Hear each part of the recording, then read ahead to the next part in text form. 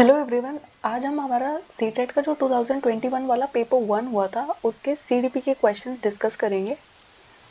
तो सबसे पहला क्वेश्चन उन्होंने पूछा कि जो वाइगोत्स्की के थ्योरी में प्राइवेट स्पीच जो थी वो क्या दिखाती है। Is indicative of child egocentrism, hinders children actions and behavior, is an indication that cognition is never internalized, helps children to regulate their behavior while doing complex tasks। तो आपको पता है जीन पियाजे और लेव वाइगोस्की के कुछ व्यूज थे किसके बारे में, स्पीच के बारे में। ठीक है, उन्होंने डिफरेंट टाइप की स्पीच दी थी। जो वाइगोस्की थे वो ऐसा मानते थे कि जो ये प्राइवेट स्पीच होती है ना, जो हम खुद से बात करते हैं, बच्चा जो खुद से बात करता है वो उसके एक्शंस को, बिहेवियर्स को रेगुलेट करने में उसकी मदद करता है जब वो कॉम्प्लेक्स टास्क कर रहा होता है। लेकिन जो ये ईगो सेंट्रिज्म वाली बात थी ना कि ये बच्चे का ईगो दिखाती है, ये बात की थी जीन पियाजे ने। तो इसका करेक्ट आंसर है helps children to regulate their behaviour while doing complex task. ठीक है, ये क्वेश्चन ना मैं आपसे पूछती हूँ, जब कभी आप लाइफ में परेशान होते हैं तो कभी कभी है ना आप अपने मन में अपने आप से बात कर रहे होते हैं कि मैं इस प्रॉब्लम से कैसे बाहर आऊँगा। तो ये आपके एक्शंस को रेगुलेट करने के लिए ना, आप कॉम्प्लेक्स टास्क को अकम्प्लिश कर पाओ उसके लिए है। ठीक है, तो लेव वाइगोस्की का ये व्यू था। हम है ना लेव वाइगोस्की की सोशियो कल्चरल थियरी और जीन पियाजे की कॉग्निटिव डेवलपमेंट थ्योरी दोनों कर चुके हैं, लेकिन अभी जो स्पीच के बारे में उनका व्यू है वो मैंने आपको नहीं कराया, वो मैं अभी आपको कराऊंगी थोड़े दिन में। उसके बाद है second question, how can a teacher enhance effective learning in her elementary classroom. ठीक है, तो जो टीचर है वो एलिमेंट्री क्लासरूम में पढ़ा रही है और वो उस पढ़ाई को इफेक्टिव कैसे बना सकती है और ज़्यादा प्रभावशाली कैसे बना सकती है। कॉम्पिटिशन इनकरेज करके, बच्चों के बीच में बहुत ज़्यादा कॉम्पिटिशन करके, by connecting the context of life to the student, by drill and practice, by offering reward at every step and learning. तो आपको पता है जब भी ये सब वर्ड्स आपके सामने आ जाए, कंपटीशन, ड्रिल करना, रिवॉर्ड्स देना, एक्सटर्नल रिवॉर्ड्स देना, ये सब है ना नेगेटिव वर्ड्स है। ठीक है, इनको हम प्रमोट नहीं करते हैं। लेकिन जब भी बात आ जाए कि स्टूडेंट की जो लाइफ है उसको आप कनेक्ट कर रहे हैं, स्कूल लाइफ को बाहर की लाइफ से कनेक्ट कर रहे हैं, ये सबसे बेस्ट थिंग होती है। ठीक है, तो इसका आंसर होगा by connecting the context to the lives of the her student. ठीक है, जब आप है ना चीज़ों को, अगर आप घर पे जो चीज़ें देख रहे हैं वो कभी आपको स्कूल में पढ़ाई नहीं जाए तो आप कभी अपने घर की प्रॉब्लम्स कभी सॉल्व ही नहीं कर पाएंगे ना। लेकिन अगर आपको ऐसे एग्जाम्पल दिए जाए जो चीज़ें आपके घर पे भी आप देखते हो और स्कूल में भी देखते हो तो आप कनेक्ट कर पाते हो। ठीक है, जैसे कि सोचो मैं आपको है ना एक से एग्जॉटिक, अगर मैं आपको मैंगो के बारे में पढ़ा रही हूँ तो मैंगो आप सबने देखा होता है, खाया होता है, इंडिया में बहुत इजीली अवेलेबल होता है। लेकिन अगर मैं आपको है ना मैंगो स्टीन के बारे में बोलने लगूँ, मैंगो स्टीन का एग्जाम्पल देने लगूँ, तो आप में से ना बहुत सारे लोगों ने मैंगो स्टीन का फ्रूट भी कोई होता है आपने सुना ही नहीं होगा, तो आप रिलेट नहीं कर पाओगे। ठीक है, तो इसलिए हमें ना रिलेट करके पढ़ाना चाहिए, कॉन्टेक्स्ट को मिक्स करके पढ़ाना चाहिए। How are children understood in constructivist framework. तो आपको पता है जो हमारा एनसीएफ 2005 है वो कहता है कि हमें कंस्ट्रक्टिविज्म फॉलो करना चाहिए। कंस्ट्रक्टिविज्म का मतलब होता है जब हम ये मानते हैं कि बच्चे हैं ना लर्निंग बाय डूइंग से सीखते हैं, एक्टिविटी करके सीखते हैं। तो कैसे सीखेंगे वो कंस्ट्रक्टिव फ्रेम में, पैसिव बीइंग होके, यानी कि बस सुन रहे होंगे बातों को, कुछ भी कर नहीं रहे होंगे। बच्चे जो होते हैं वो ईविल पैदा होते हैं और हमें उन्हें सिविलाइज्ड बनाना होता है। तो आपको क्या लगता है छोटे बच्चे ईविल होते हैं क्या?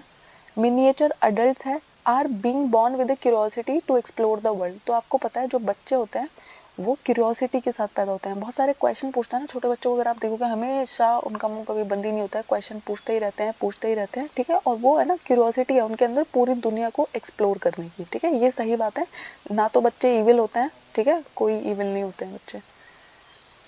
उसके बाद उन्होंने पूछा है वो give the concept of multiple intelligence. ठीक है, इन्होंने ना जनरल इंटेलिजेंस के कॉन्सेप्ट को नकार दिया था और मल्टीपल इंटेलिजेंस को दिया था। इन्होंने कहा था कि बहुत प्रकार की बुद्धि हो सकती है। तो कौन थे ये? अल्फ्रेड बीनेट, चार्ल्स स्पेरमैन, सिमंस और हार्वर्ड गार्डनर।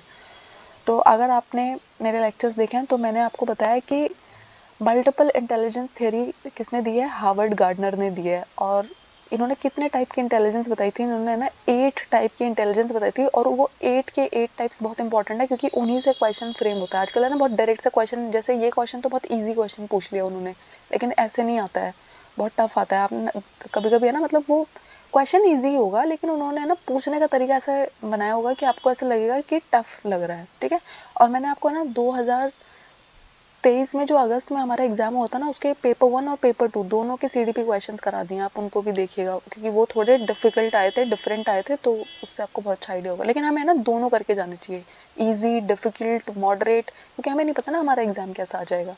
तो हार्वर्ड गार्डनर ने दिया है मल्टीपल इंटेलिजेंस का कॉन्सेप्ट। उसके बाद है which of the following is definitely pre determined by genetics, यानी कि इनमें से कौन सी एक ऐसी चीज़ है जो आपके अनुवांशिकता की वजह से, आपके जेनेटिक्स की वजह से डिटरमाइन होती है, हेरिडिटी की वजह से डिटरमाइन होती है। आपकी जो एकेडमिक सक्सेस है, यानी कि पढ़ाई में आप कैसे हैं, आपकी आंखों का जो कलर है वो, आप कैसे दोस्त बनाते हो, और आपका पढ़ाई में कितना इंटरेस्ट है। तो आप मेरे को बताओ, आपका पढ़ाई में कितना इंटरेस्ट है, ये जेनेटिक्स से डिसाइड होता है क्या? वो तो आपके अपने नेचर पे, आपके सराउंडिंग पे, आपके मोटिवेशन पे डिपेंड करता है, ठीक है। तो लेकिन जो हमारी आंखों का कलर है ना, वो जेनेटिक्स से डिसाइड होता है, ठीक है, क्योंकि हम उसमें कुछ नहीं कर सकते। मैं ऐसा नहीं कर सकती, अच्छा मेरे को अपनी आंखों का कलर पसंद नहीं आ रहा और मैं बोलूँ कि इसको मैं चेंज कर लूँगी अपने इन्वायरमेंट से, ठीक है। और ये सर्जरीज की बात नहीं हो रही है, आप बोलो कि सर्जरी करा सकते हैं मैम, लेंस डाल सकते हैं, ये सब तो एक्सेप्शनल केसेस है। लेकिन इनमें से जो सारा के सारे पॉइंट्स हैं, उनमें से जो आपकी आंखों का कलर है वो जेनेटिक्स से डिसाइड होता है। आप कैसे दोस्त बनाओगे, ये बात जेनेटिक्स से डिसाइड नहीं होती। आप पढ़ाई में कैसे निकलोगे, ये बात भी जेनेटिक्स से इतनी ज़्यादा डिसाइड नहीं होती। आपके इन्वायरमेंट पे, मोटिवेशन पे बहुत फ़र्क पड़ता है। उसके बाद नेक्स्ट क्वेश्चन है, in a constructivist classroom emphasis should be placed on. Constructivist classroom में हमारा ज़्यादा फोकस किस बात पे होना चाहिए? फॉर्मेटिव असेसमेंट पे, स्टैंडर्डाइज एंड यूनिफॉर्म असेसमेंट पे, सिंगुलर असेसमेंट में, और समेटिव असेसमेंट में, ठीक है। तो आपको पता है कंस्ट्रक्टिविस्ट क्लासरूम वो होती है जहाँ हम लर्निंग बाय डूइंग से सीख रहे होते हैं, डेली सीख रहे होते हैं, ठीक है। तो फॉर्मेटिव असेसमेंट जो होता है ना, वो हमारी बहुत हेल्प करता है इसमें। क्यों? क्योंकि फॉर्मेटिव असेसमेंट का मतलब होता है जब आप सीख रहे हैं ना, उसी दौरान आपको बताया जाता है, फीडबैक दिया जाता है कि आपने ना ये चीज़ सही नहीं की, गलत नहीं की। समेटिव असेसमेंट तो एंड में होगा। आपको पता ना आपके समेटिव एग्जाम्स कब होते हैं? जब आपका ईयर खत्म हो रहा होता है, जब आपका सेमेस्टर खत्म हो रहा होता है, ठीक है। तो वो हमारी इम्प्रूवमेंट में इतनी हेल्प नहीं कर सकता, वो इम्प्रूवमेंट तो फिर मैं नेक्स्ट ईयर ला पाऊंगी उसमें, ठीक है। तो फॉर्मेटिव असेसमेंट जो होता है वो इस केस में बहुत अच्छा होता है। राजू एक बच्चा है, वो क्या करता है, 61 को 16 लिख देता है, और बी और डी जिनका शेप है ना बहुत सिमिलर हो, उन वर्ड्स में कंफ्यूज हो जाता है। या फिर प्लस और मल्टीप्लाई के साइन में भी यहाँ पे लिखा सकता है, प्लस और मल्टीप्लाई के साइन में भी कंफ्यूज हो जाता है। ये किसके कैरेक्टरिस्टिक है? लर्न हेल्पलेसनेस के, डिसलेक्सिया के, डिसग्राफिया के, डायलेमा के। तो आपको पता है हमारा एक टॉपिक है जिसको हम बोलते हैं लर्निंग डिसेबिलिटी। तो ये जो सारे के सारे सिम्टम्स है ना, ये डिसलेक्सिया के हैं, ठीक है। आपने वो मूवी देखी है तारे ज़मीन पर, ठीक है। तो तारे ज़मीन में जो ईशान अवस्थी होता है, उसको यही प्रॉब्लम हो रही होती है ना, वो समझ नहीं पाता है, ठीक है। जो बहुत ही सिमिलर लुकिंग चीज़ें होती हैं ना, उनके बीच में कंफ्यूज आता है। 61 एंड 16 दोनों में सेम वर्ड आ रहे हैं, किसको पहले प्लेस करे, किसको आगे प्लेस करे, पीछे प्लेस करे। बी और डी बहुत ज़्यादा सिमिलर दिखते हैं, नहीं पता चलता है, ठीक है। और डिसग्राफिया क्या होती है, इसमें ना आपको लिखने में प्रॉब्लम आती है, ठीक है। और डायलेमा और लर्न हेल्पलेसनेस लर्निंग डिसेबिलिटी के टाइप नहीं है। डायलेमा का मतलब तो होता है कि मैं आपको एक ऐसी सिचुएशन में डाल रही हूँ कि आपसे पूछ रही हूँ आपको मम्मी ज़्यादा पसंद है कि पापा ज़्यादा पसंद है। तो इस सवाल का कोई फिक्स आंसर नहीं हो सकता ना, तो मैं आपको द्विधा में डाल रही हूँ। डायलेमा का मतलब ये होता है, ठीक है। तो ये है डिसलेक्सिया, ये उनका बहुत ही फेवरेट है। लर्निंग डिसेबिलिटी उनका बहुत ही फेवरेट टॉपिक है। इससे है ना कोई क्वेश्चन वो हर साल बनाते हैं। तो आपको सारे टाइप की लर्निंग डिसेबिलिटी पता होनी चाहिए। मैंने आपको ये टॉपिक कराया हुआ है। आता है कोलबर्ग की मॉरल डेवलपमेंट थ्योरी का। उन्होंने पूछा कि स्टेज 3 है, लेवल 2 है कन्वेंशनल मोरालिटी। तो इस लेवल का नाम पूछा है उन्होंने आपसे। Good boy and good girl orientation, the law and order orientation, the social contract and obedience and punishment. तो आपको पता है कोलबर्ग की थ्योरी में स्टेजेस कितनी है और लेवल कितने हैं, ठीक है। तो आपको पता है 6 स्टेजेस है और जो लेवल है वो 3 है, ठीक है। तो यहाँ पे जो है वो है good boy and good girl orientation, ठीक है। तो आपको ये सारी थ्योरीज में ना नाम पता होना चाहिए। कोलबर्ग की मॉरल डेवलपमेंट थ्योरी भी हम कर चुके हैं। उसके बाद आती है नेशनल एजुकेशन पॉलिसी 2020। अगर आप टीचर बनने जा रहे हैं तो आपको ये पॉलिसी ज़रूर पढ़नी है। क्योंकि एक तो है ना, इसने 34 ईयर ओल्ड पॉलिसी को रिप्लेस किया है, ठीक है। इससे पहले हमारी पॉलिसी 1986 में आई थी, जिसको 1992 में थोड़ा सा अमेंड किया गया था। उसके बाद है ना हमारी जो न्यू एजुकेशन पॉलिसी आई है वो 2020 में आई है, ठीक है। 21st सेंचुरी की पहली नेशनल एजुकेशन पॉलिसी आई है, तो हमारे लिए बहुत इंपॉर्टेंट है इसे पढ़ना। तो इसके लिए कुछ पॉइंट्स उन्होंने दिए और फिर पूछा कि इनमें से सही कौन सा है। Reduction in content of school curriculum, school curriculum का कंटेंट घटाया गया है। फ्लेक्सिबिलिटी बढ़ाई गई है करिकुलम की। रोट लर्निंग यानी कि रट्टा मारने पे बहुत ज़्यादा ध्यान दिया जाएगा। क्रिटिकल लर्निंग पे बहुत ज़्यादा ध्यान दिया जाएगा, क्रिटिकल थिंकिंग पे। तो आपको पता है, आपको थोड़ा सा सरप्राइजिंग लगेगा, लेकिन कंटेंट को डिक्रीज किया गया है, ठीक है। कंटेंट को डिक्रीज इसलिए किया गया है क्योंकि हम चाहते हैं कि बच्चे की है ना अंडरस्टैंडिंग बढ़े। सिर्फ ये नहीं कि वो बहुत मोटी मोटी किताबें तो पढ़ रहा है लेकिन उसको है ना वो चीज़ें करनी नहीं आ रही है, समझ नहीं पा रहा है, ठीक है, इसलिए हमने थोड़ा सा कंटेंट को डिक्रीज किया है। उसके अलावा हमारा है ना फ्लेक्सिबिलिटी हम बढ़ा रहे हैं, क्योंकि है ना हर किसी बच्चे की सीखने की कैपेसिटी बहुत अलग होती है, तरीका बहुत अलग होता है, तो हम फ्लेक्सिबल बन रहे हैं और क्रिटिकल थिंकिंग पे हमारा ज़्यादा ध्यान दूंगा, ठीक है। तो 1, 2 एंड 4 गलत है, लेकिन रोट लर्निंग को हम बिल्कुल प्रमोट नहीं करते हैं। वैसे भी मैंने आपको बताया रोट लर्निंग, ठीक है, ये नेगेटिव वर्ड है, इसको आपको मोस्टली अवॉइड करना है। रीना जो है, जब भी उसे कोई प्रॉब्लम दी जाती है ना, उसके है ना बहुत सारे सॉल्यूशंस बता देती है, यानी कि वो बोलती है हम ये भी कर सकते हैं, हम ये भी कर सकते हैं, हम ये भी कर सकते हैं, ठीक है। तो ये किसकी कैरेक्टरिस्टिक है? उसको मेंटल इम्पेयरमेंट है, उसकी थिंकिंग जो है वो डाइवर्जेंट है, उसकी थिंकिंग जो है वो कन्वर्जेंट है, और उसके अंदर लो कॉम्प्रीहेंशन है, ठीक है, चीज़ों को कम समझ पा रही है, लो कॉम्प्रीहेंड कर पा रही है। तो देखो, जब एक इंसान है ना एक चीज़ के मल्टीपल सॉल्यूशन बताता है तो उसको हम बोलते हैं डाइवर्जेंट थिंकिंग। डाइवर्ज का मतलब क्या होता है, ठीक है, यानी कि डिफरेंट डिफरेंट रोड्स निकल के जा रहे होता है, उसको हम बोलते हैं ना रोड आगे जाके डाइवर्ज हो रहा है, ठीक है। तो डाइवर्जेंट थिंकिंग का मतलब होता है जब आप है ना एक चीज़ के एक नहीं बहुत सारे सॉल्यूशन ढूंढते हैं। और कन्वर्जेंट का मतलब क्या होता है, चीज़ें कन्वर्ज हो रही है, एक जगह आके मिक्स हो रही है। जब है ना मैंने आपको कोई प्रॉब्लम दी और आप उसका बस एक ही सॉल्यूशन बता पा रहे हो, एक ही वे सोच पा रहे हो, ये बहुत ही कन्वेंशनल तरीका हुआ करता था, ठीक है। तो रीना जो है वो बहुत सारे सॉल्यूशन बताती है, तो इसको हम क्या बोलेंगे, डाइवर्जेंट थिंकिंग बोलेंगे। अगर वो एक सॉल्यूशन बताती है तो हम कहते हैं कि कन्वर्जेंट थिंकिंग है, ठीक है। इसमें ना आपको थिंकिंग के टाइप्स पता होने चाहिए, कन्वर्जेंट एंड डाइवर्जेंट दोनों बहुत इंपॉर्टेंट है, यहाँ से क्वेश्चन आता है। नेक्स्ट क्वेश्चन है, कौन से टाइप की मोटिवेशन एसोसिएटेड होती है जब है ना आप चीज़ों को इंजॉय करते हो, सेटिस्फैक्शन फील होता है आपको उन चीज़ों को करके? Extrinsic motivation, intrinsic motivation, trait motivation और स्टेट मोटिवेशन। तो आपको पता है मोटिवेशन जो होती है मेनली दो टाइप की होती है, एक्सट्रिंसिक और इंट्रिंसिक। एक्सटेंसिव होती है बाहर से जब मुझे कोई रिवॉर्ड मिलने वाला है, बाहर से मुझे जब कोई तारीफ मिलने वाली है, बाहर से जब मुझे कोई गिफ्ट मिलने वाला है, उसको हम बोलते हैं एक्सटेंसिव मोटिव। लेकिन जब जो चीज़ें मैं इसलिए करती हूँ ना क्योंकि वो मुझे अंदर से खुशी देती है, ठीक है।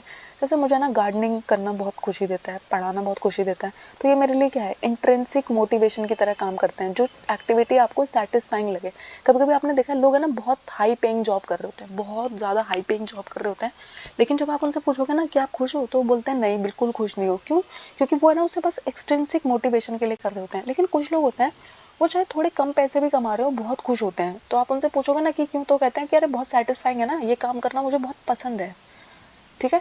तो इंट्रिंसिक मोटिवेशन होते हैं जिसके लिए ना अंदर से आपके अंदर से आपका मन करता है वो चीज़ करने का।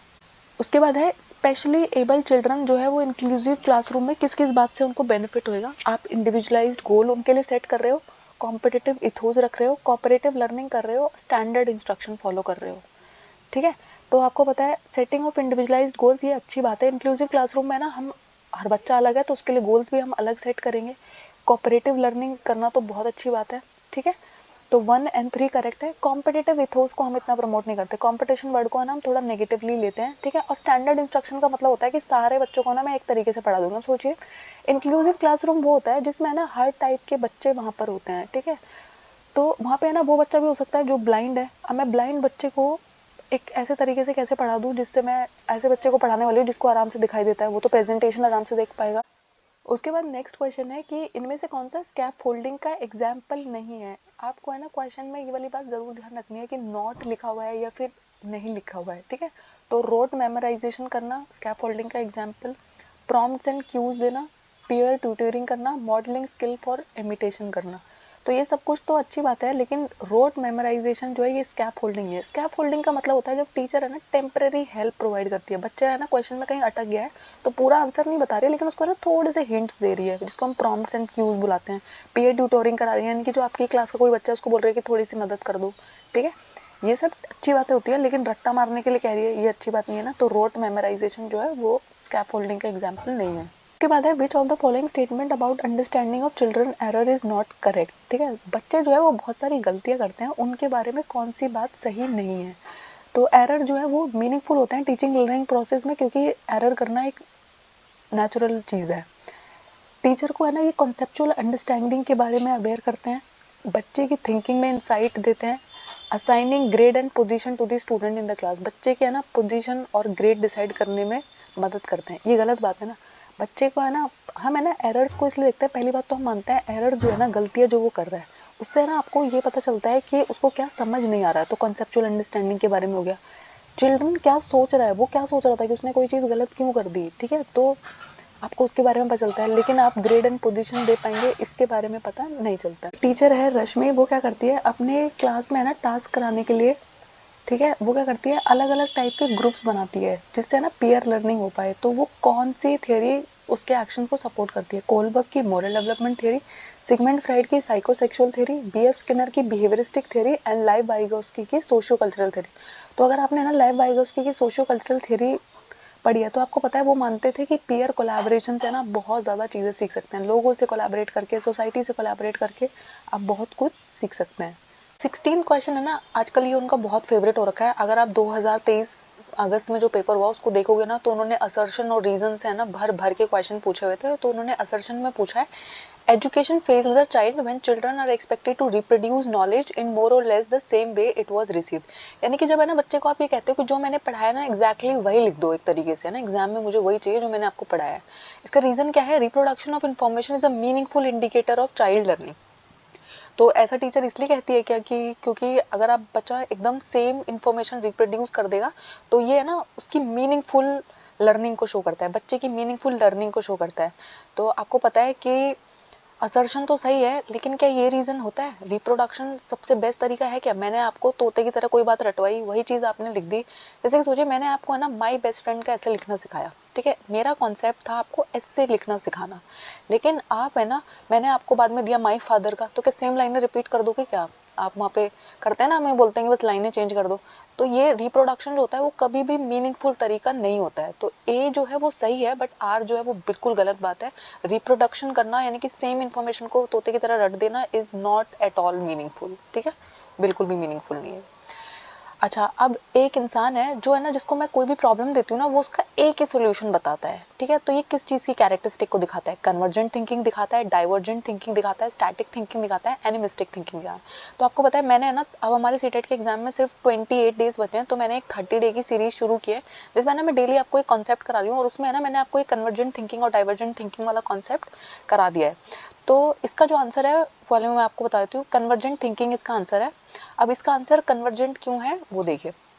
कन्वर्जेंट थिंकिंग का मतलब होता है जब आपको है ना कोई भी प्रॉब्लम दी जाती है, आप उसका एक पॉसिबल बेस्ट सॉल्यूशन ढूंढने की कोशिश करते हो, कन्वर्ज हो रही है चीजें, आके एक पॉइंट पे कन्वर्ज कर दे रहे हो आप, उसको हम बोलते हैं कन्वर्जेंट थिंकिंग। डाइवर्जेंट थिंकिंग का मतलब होता है कि जब आप है ना आपको कोई भी प्रॉब्लम दी जाती है ना, आप उसके मल्टीपल सॉल्यूशन बता देते हो, आप बहुत ही क्रिएटिव हो, आप बहुत ही स्पॉन्टेनियस हो। आप क्या करते हो, जैसे मैंने आपको कहा कि ये चीज़ कैसे सॉल्व होगी, तो आप है ना उसके मुझे 5 तरीके बता दे रहे हो, 5 से भी ज़्यादा तरीके बता दे रहे हो, तो आपके अंदर कौन सी थिंकिंग है? डाइवर्जेंट थिंकिंग है। लेकिन अगर कोई बच्चा मुझे एक प्रॉब्लम का सिर्फ एक ही सोल्यूशन बता रहा है, इसका मतलब है उस बच्चे के अंदर क्या है? कन्वर्जेंट थिंकिंग है, ठीक है। तो कन्वर्जेंट थिंकिंग और डाइवर्जेंट थिंकिंग का मतलब ये होता है। उसके बाद है ना डॉल्स जो होती हैं, गुड़िया जो होती है, उनको लड़कियों से एसोसिएट किया जाता है, और जो गाड़ियाँ होती हैं उनको बॉयज से एसोसिएट किया जाता है। ये किस चीज़ को दिखाता है? जेंडर स्टीरियोटाइपिंग दिखाता है, जेंडर एम्पावरमेंट दिखाता है, जेंडर जेंडर कॉन्स्टेंसी दिखाता है, और जेंडर डाइवर्सिटी दिखाता है। तो मैंने आपको है ना एक टॉपिक कराया है, gender as a social construct, बहुत ही इंपॉर्टेंट टॉपिक है, हर बार सीटेट में उससे कोई ना कोई क्वेश्चन पूछा जाता है। तो देखो ये ना जेंडर स्टीरियोटाइपिंग है। स्टीरियोटाइपिंग का मतलब है आप है ना पहले से ही बोल दे रहे हो कि लड़कियों को तो फिर गुड़िया ही पसंद होती है। जरूरी तो नहीं ना हर लड़की को गुड़िया पसंद होती है, बहुत सारी लड़कियां होती है जिनका फेवरेट कलर ब्लू होता है, ब्लैक होता है, व्हाइट होता है। तो सिर्फ ये बोल देना कि लड़कियों को तो सिर्फ पिंक पसंद होता है, लड़कों को तो सिर्फ ब्लू पसंद होता है, क्या लड़कों को सिर्फ ब्लू पसंद होता है क्या? ठीक है, ऐसा कुछ भी नहीं होता है। लेकिन हमने है ना पहले से ही अपने माइंड में जो ये धारणाएं बना रखी होती है, तो इनको हम क्या बोलते हैं? Gender stereotype, generalized view. हमने मान रखा है कि पिंक कलर जो है वो लड़कियों से एसोसिएट होता है, गुड़िया जो है वो लड़कियों से एसोसिएट होती है, लड़के जो होते हैं वो रफ एंड टफ होते हैं, ठीक है। Gender empowerment, gender constancy and gender diversity अलग अलग टर्म्स है, इनके मीनिंग भी आपको पता होना चाहिए।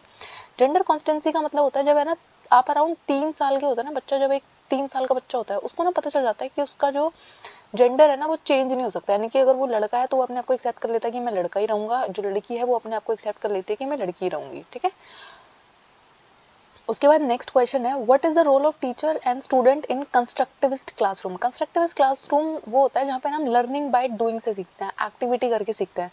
तो जहाँ पे ना स्टूडेंट और टीचर जो है वो पैसिव होकर सीखे, उसको आप कंस्ट्रक्टिव क्लासरूम बोलोगे क्या? टीचर एक्टिव है बट बच्चे सिर्फ चुपचाप होकर सुन रहे हैं, पैसिव बैठे हुए हैं, इसको आप कंस्ट्रक्टिविस्ट क्लासरूम बोलोगे, स्टूडेंट एक्टिव है पर टीचर चुपचाप बैठी हुई है, both teacher and students are active. तो आपको पता है ये ऐसी क्लास होगी जहाँ पे ना एक्टिविटीज चल रही होंगी, जहाँ पे है ना मैं लर्निंग बाय डूइंग कर रहे होंगे, डिफरेंट डिफरेंट एक्सपेरिमेंट कर रहे होगे। तो यहाँ पे है ना दोनों के दोनों एक्टिव होते हैं, टीचर भी बहुत एक्टिव होती है, स्टूडेंट्स भी बहुत एक्टिव होते हैं। मीनिंगफुल लर्निंग तभी ट्रांजेंट हो पाती है, ठीक है।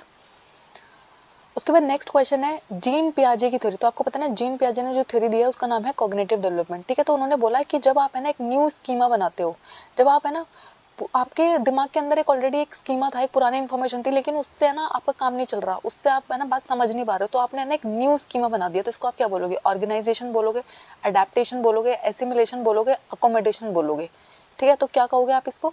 तो इसको है ना हम अकोमोडेशन बोलते हैं, ठीक है। क्योंकि जो मेरा पुराना स्कीमा था ना उसमें चीज़ें फिट नहीं हो रही थी, तो मैंने अब क्या किया, उसमें नई चीज़ें एग्जिस्टिंग स्कीमा में है ना मैंने और चीज़ें जो है वो फिट कर ली कि ठीक है अब ये इन्फॉर्मेशन भी जब मैंने फिट कर दी है तो अब मैं बातों को समझ पा रही हूँ, ठीक है। अब इसका एग्जांपल ऐसे समझिए, जैसे एक छोटा बच्चा है, वो है ना आपने उसे बताया कि 4 पैर जिसके होते हैं उसको हम कुत्ता बुलाते हैं, तो जब वो ना गाय को देखता है तो उसे भी कुत्ता बुलाता है, कि बिल्ली को देखता है तो भी उसे कुत्ता बुलाता है। लेकिन धीरे धीरे आपने समझाया कि नहीं, 4 पाँव तो होते ही हैं, लेकिन उसके अलावा ये कुत्ता है, ये गाय है, ये बिल्ली है, ठीक है। तो धीरे धीरे जब उसने ना ये एक्स्ट्रा इन्फॉर्मेशन भी अपने अंदर डाली तो इसको हम क्या बोलते हैं? एकोमोडेट कर लिया उसने। उसका एक पुराना स्कीमा तो था ही, उसने ना उसमें कुछ न्यू इन्फॉर्मेशन भी ऐड कर ली, तो अकोमोडेट कर ली उसी स्कीमा के साथ। उसके बाद होता है डेवलपमेंट। क्या होती है? ठीक है, हमारा जो विकास है वो क्या होता है? टोटली जेनेटिकली प्री प्रोग्राम्ड होता है, मॉडिफाइबल होता है, यूनी डायमेंशनल होता है, यूनी डायरेक्शनल होता है। तो आपको पता है मैंने ग्रोथ एंड डेवलपमेंट का एक टॉपिक आपको कराया है, ठीक है, बहुत ही इंपॉर्टेंट है। और डेवलपमेंट की है ना प्रिंसिपल्स होते हैं बहुत सारे, उनसे भी क्वेश्चन आता है, तो वो भी मैंने आपको कराया है। तो क्या जेनेटिकली प्री प्रोग्राम्ड है? सब कुछ पहले से डिसाइडेड है क्या आप पूरा कैसे बनोगे, ये बात पूरा जेनेटिक्स ने डिसाइड कर दी है क्या? ठीक है, नहीं है ना ऐसा। अगर जेनेटिक्स सब कुछ डिसाइड करती तो अच्छी शिक्षा का तो कोई मतलब नहीं होता, अच्छे इन्वायरमेंट का तो कोई मतलब नहीं होता, ठीक है। तो ऐसा नहीं होता है। यूनि डायमेंशन है क्या? आपका जो विकास है वो सिर्फ एक डायमेंशन को फॉलो करता है क्या? नहीं ना, बहुआयाम होता है, एक आयामी नहीं होता है आपका डेवलपमेंट। एक डायरेक्शन में चलता है क्या बस डेवलपमेंट? नहीं, मल्टी डायरेक्शन होता है, ठीक है। तो इसका जो आंसर है वो है मॉडिफाइबल। हमारी जो डेवलपमेंट है ना मॉडिफाइबल है। अब मॉडिफाइबल कैसे, यानी कि उसमें परिवर्तन ला सकते हैं। कैसे? सोचिए आपने है ना कोई बुरी हैबिट सीख ली, कोई गंदी हैबिट आपको पड़ गई है, ठीक है। जैसे कि सोचिए आपको है ना नशा करने की आदत पड़ गई, ठीक है। तो क्या ये चीज़ कभी चेंज नहीं हो सकती? नहीं हो सकता है कि अगर बहुत सारे एफर्ट डाला जाए, आपको असाइलम में डाला जाए, आपको अच्छा ट्रीटमेंट दिलाया जाए, आपके साथ अच्छा बिहेवियर किया जाए, आपको ट्रीटमेंट दिया जाए, तो आप चेंज हो जाओगे। बहुत सारे लोग चेंज होते हैं, कितने सारे एग्जाम्पल है कि वो चेंज होते हैं। तो उनका जो विकास है वो मॉडिफाइबल है ना, ठीक है। तो चीज़ें हम है ना अपने विकास में बदल सकते हैं अगर हम चाहे, ठीक है। तो मॉडिफाइबल होती है हमारी डेवलपमेंट। उसके बाद नेक्स्ट क्वेश्चन है the information related to the procedure of riding a bike, यानी कि मैं बाइक चला रही हूँ, इसकी जो इन्फॉर्मेशन है, मैं कपड़ों को फोल्ड करके रख रही हूँ, ठीक है, तह लगा के रख रही हूँ कपड़ों को, और मैं ट्री पे चढ़ रही हूँ, ठीक है। 7 साल के बच्चे की मेमोरी में सारी बातें कैसे स्टोर होती है? लॉन्ग टर्म मेमोरी की तरह, वर्किंग मेमोरी की तरह, शॉर्ट टर्म की तरह और सेंसरी की तरह। तो ये सब जो है ना ये लॉन्ग टर्म मेमोरी है, आपको हमेशा याद रहता है ना। अगर आपने एक बार कपड़े फोल्ड करना सीख लिया तो ऐसा होता है कि आप बाद में भूल जाओगे। आपको ना ये सारी बातें सुन के ऐसा लगा होगा कि ये वर्किंग मेमोरी है, लेकिन ये वर्किंग मेमोरी का एग्जाम्पल नहीं है, ये लॉन्ग टर्म मेमोरी है, ठीक है। हमेशा हमें याद रहता है। अगर एक बार मैं पेड़ पे चढ़ सकती हूँ, मैं आगे भी चढ़ सकती हूँ। अगर मैंने एक बार बाइक चलानी सीख ली, मैं दोबारा भी चला सकती हूँ। अगर मैंने एक बार कपड़ों को तय बनाना सीख लिया, मैं बाद में भी कर दूंगी, ठीक है। तो ये लॉन्ग टर्म मेमोरी, पूरी लाइफ मेरे साथ चलेंगी ना ये सारी बातें। उसके बाद है जीन पियाजे के according dash is a concept framework that organises and interpret information, यानी कि जब आप है ना किसी भी इन्फॉर्मेशन को देखते हो उसको आपका ब्रेन कैसे इंटरप्रेट करता है। जीन पियाजे इसको क्या बोलते थे? Advance organiser, schema, sensory register और एक्सपोजिटरी मॉडल।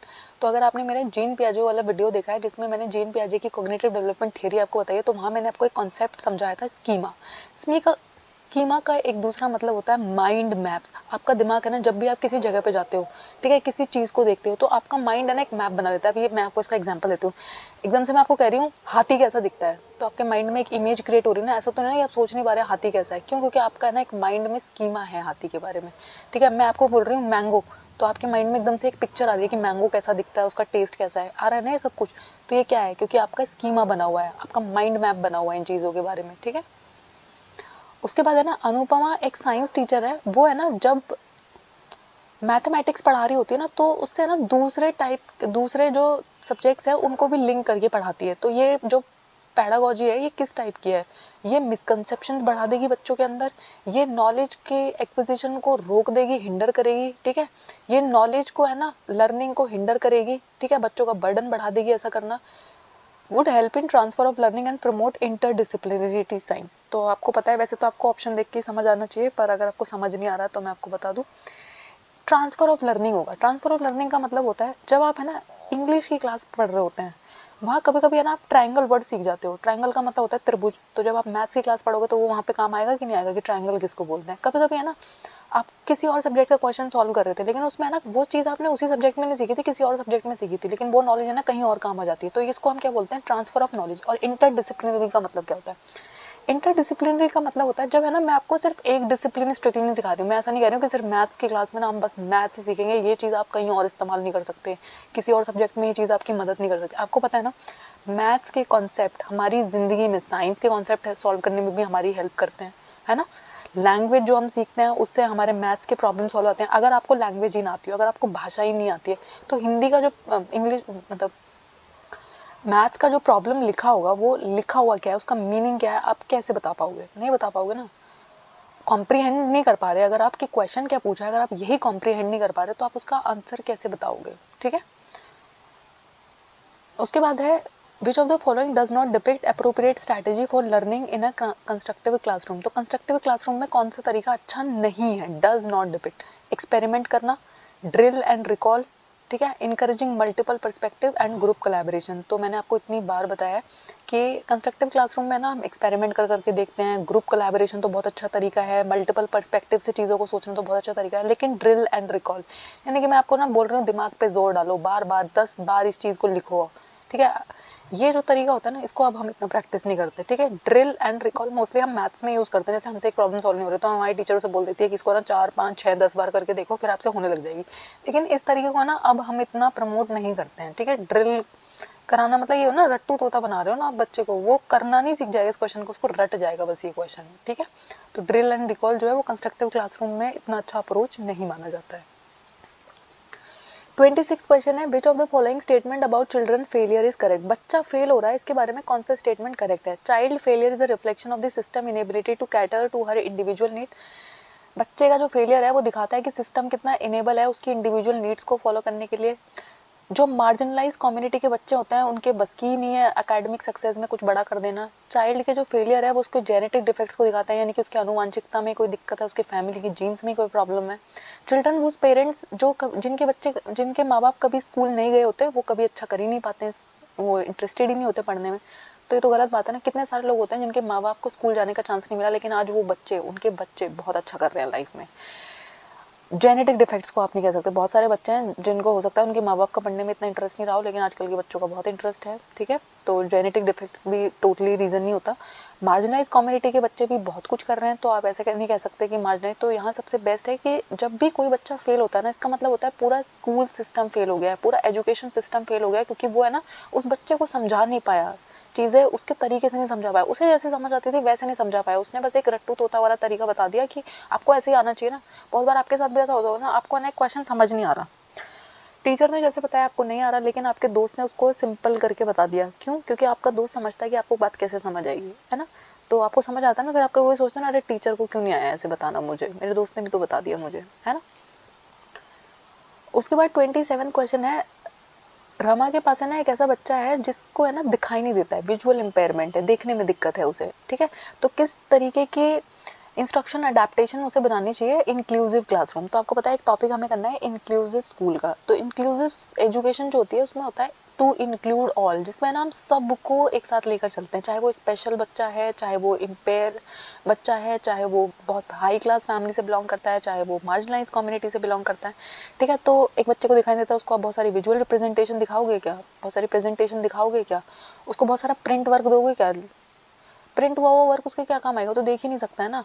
टैक्टाइल मटेरियल्स, उसको है ना 3D मैप्स एंड चार्ट दिखाओगे, उसको आप स्मॉल स्मॉल प्रिंट वर्कशीट दोगे, तो ये सब तो बहुत बकवास तरीके हैं। सबसे बेस्ट तरीका है जब आप उसे है ना 3D मटेरियल दोगे, क्योंकि उसको है ना छू के वो समझ पाएगा चीज़ों को, टैक्टाइल मटेरियल उसकी हेल्प कर पाएगा, ठीक है। लेकिन उसको स्मॉल प्रिंट देना, उसको बहुत सारे विजुअल रिप्रेजेंटेशन दिखाना, ये हेल्प नहीं करेगा। उसके बाद आता है एक चाइल्ड सेंटर्ड क्लासरूम कैसे क्रिएट किया जा सकता है, ठीक है। चाइल्ड सेंटर्ड का मतलब होता है जब है ना लर्नर को हम सेंटर में रखते हैं, बच्चे को हम सेंटर में रखते हैं। Providing timely feedback to the learner about their performance, promoting competition, providing frequent test and keeping discouraging question and keeping learner passive। मतलब मैं बच्चे को ना बार बार फीडबैक दे रही हूँ और उसे बता रही हूँ कि तुम्हारी परफॉर्मेंस कैसी हो रही है, ये अच्छा तरीका है। मैं बच्चों के बीच में ना बहुत ज़्यादा कंपटीशन लगा रही हूँ, मैं उनको ऐसे बोल रही हूँ एक तो फर्स्ट आ रहा है, तुम कुछ नहीं कर रहे हो, तुम्हें कुछ करने की ज़रूरत है। या फिर है ना बार बार बस मैं टेस्ट लेती रहती हूँ, क्या ये अच्छा तरीका है। मैं उनको बोल रही हूँ चुप रहो, क्वेश्चन पूछने की कोई ज़रूरत नहीं है, बस चुपचाप सुनो मैं जो कह रही हूँ, ये अच्छा तरीका है। तो सबसे बेस्ट तरीका है जब आप बच्चे को टाइमली फीडबैक प्रोवाइड करते हैं उसकी परफॉर्मेंस के बारे में, उसको बताते हो कि तुमसे ना बेटा ये गलती हो रही है, ये बात समझ नहीं आ रही क्या। तो अगर वो कहेगा कि नहीं मैम नहीं समझ आ रही, तो आप उसको दोबारा समझाओगे, कोई और तरीके से समझाओगे, ठीक है। उसके बाद 29 क्वेश्चन है, teachers expectations from her student should not be correlated with the student learning, have a significant impact on their learning, are a sole determinant of children learning, do not have any effect on the student learning and self efficacy। तो आपको पता है जब आपकी teacher आपसे बहुत ज़्यादा उम्मीद रखती है ना, बहुत सारी एक्सपेक्टेशन रखती है, तो इसका है ना आपकी लर्निंग पर बहुत अच्छा फर्क पड़ता है। कभी कभी आप देखते हो बच्चा है ना वैसे अच्छा नहीं करना चाहता था, उसको पढ़ना इतना पसंद नहीं है, पर कोई कोई टीचर होती है जो उसको इतना मोटिवेट कर देती है, इतना मोटिवेट करती है, कहती है बेटा मेरे को तो तुमसे बहुत एक्सपेक्टेशन है। तो उस बच्चे को ना ऐसा लगता है कि अरे मैम को मुझसे इतना एक्सपेक्टेशन है, मैं क्या कर रहा हूँ, मेरे को पढ़ना पड़ेगा, ठीक है। तो वो पढ़ना शुरू कर देता है, ठीक है। तो इम्पैक्ट पड़ता है, बहुत इम्पैक्ट पड़ता है। सोचिए आप है ना कितना भी अच्छा करते हो, लेकिन आपकी टीचर अभी आपकी तारीफ नहीं करती, शायद आप पढ़ना छोड़ देंगे, आप उस सब्जेक्ट में अच्छा करना छोड़ देंगे। आपको लगेगा अरे कितना भी कर लो, वो मैम तो हमेशा मेरी बुराई करती है। लेकिन अगर आपको है ना हर छोटी बात के लिए आपकी टीचर इनकरेज करती है, मोटिवेट करती है, तो आप है ना और मेहनत करोगे। लास्ट क्वेश्चन है, it refers to the learning that children undergo when they enter social institution such as school. तो जब है ना बच्चा स्कूल में जाता है तो वो कौन से टाइप क्या होता है उसके साथ, मैच्योरेशन हो रही है, पैसिव सोशलाइजेशन हो रहा है, सेकेंडरी सोशलाइजेशन हो रहा है, प्राइमरी। तो आपको पता है हमने एक टॉपिक किया था सोशलाइजेशन का, समाजीकरण का। तो उसमें ना मैंने आपको समाजीकरण के बहुत सारे प्रकार पढ़ाए थे, उनमें से दो बहुत इंपॉर्टेंट है, प्राइमरी एंड सेकेंडरी। तो आपको पता है जो हमारा प्राइमरी सोशलाइजेशन होता है, प्राथमिक समाजीकरण होता है, वो हमारे परिवार के साथ होता है, ठीक है, हमारे घर के लोगों के साथ होता है।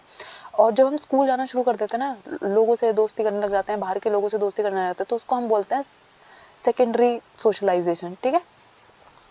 तो आपको है ना सोशलाइजेशन वाला टॉपिक भी ज़रूर करना है। हमारे ना सीडीपी के बहुत सारे टॉपिक्स मैं आपको करा चुकी हूँ और बाकी के टॉपिक्स अब हम करना स्टार्ट करेंगे। बहुत कम दिन बच गए हैं, तो आपको पूरा स्पीड से करना शुरू कर देना चाहिए। अगस्त 2023 के जो सीडीपी के पेपर 1 और पेपर 2 के क्वेश्चन थे वो मैं आपको करा चुकी हूँ, और 2021 का पेपर 1 के आज 30 क्वेश्चन मैंने कंप्लीट करा दिए हैं, ठीक है। और पेपर 2 के क्वेश्चन भी मैं बहुत जल्दी लेके आऊँगी। Thank you. आई होप आपको इसमें कोई डाउट नहीं है, अगर कोई डाउट है तो वो मुझे कमेंट्स में बताइएगा।